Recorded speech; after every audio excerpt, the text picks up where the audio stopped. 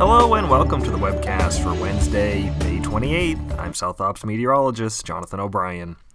Visible satellite this morning shows that the marine layer remains quite deep today as light onshore flow continues. Low clouds have pushed even a little further inland than yesterday and may be slower to clear as a result.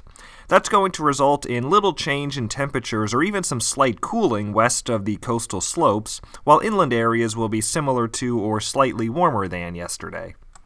Here's a look at those forecast highs on a map, again pretty similar overall to yesterday, and humidity will be in a similar range as well, with 15 to 30% minimums above and inland from that fairly deep marine layer, with some single digits in the deserts. And a light onshore flow pattern will remain in place today, with local and terrain effects being the primary drivers of the wind today. No significant winds expected, but some localized westerly breeziness through some of the windier gaps and passes. We'll have competing influences on our weather in the days ahead.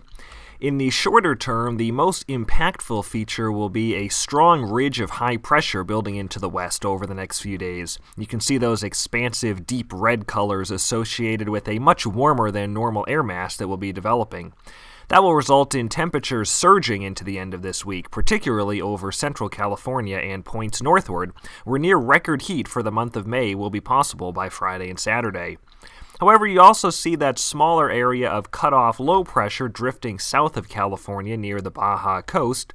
That will keep Southern California a little cooler relative to points north, but more importantly will bring the potential for some moisture to reach the region by later this weekend. So by the end of this week, the big story will be the heat. We'll see several degrees of warming tomorrow, then a big jump on Friday as that high pressure strengthens. Saturday will be similarly hot as well, likely a few degrees cooler west of the coastal slopes and over Southern California, but probably even a little warmer across the remainder of Central California. And again, some of these numbers are near all-time record highs for the month of May, so this is some very significant early season heat, though thankfully it will not be very long-lasting. In terms of humidity, we will see some drying by the end of the week, and definitely a more shallow marine layer. However, it will not be an exceptionally dry air mass, with minimum humidity mainly in the 12 to 25% range by Thursday through Saturday, but locally some upper single digits and low teens, and definitely single digits in the deserts. Winds will be light for the late week period as well, with typical diurnal and terrain effects being in control. As we get into the weekend, we then continue to watch what's going to happen with that cutoff low to our south.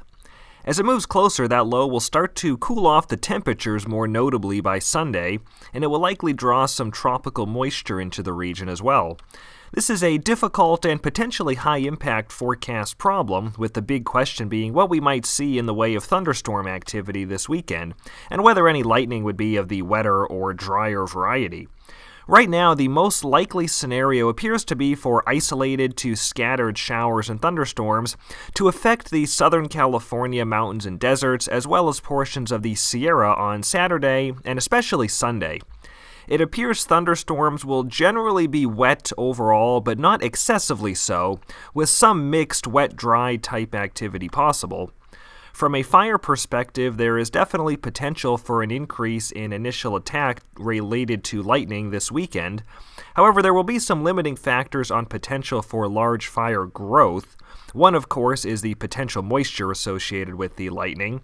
It is also still quite early in the fire season, and many classes of live fuels remain in largely non-flammable territory. However, many finer fuel beds have cured out, and there are likely at least some pockets of vulnerability in some of the heavier fuels as well.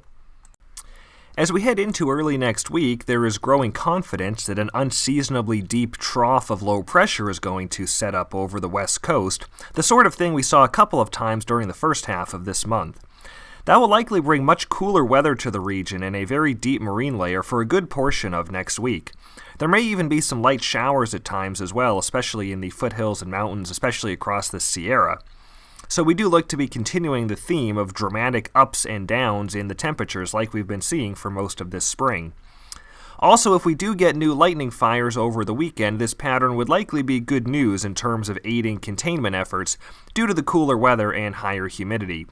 However, patterns like this do tend to lead to breezy and dry conditions in the deserts and desert slope areas, so that is something to be mindful of as well if we do get any new starts in those areas.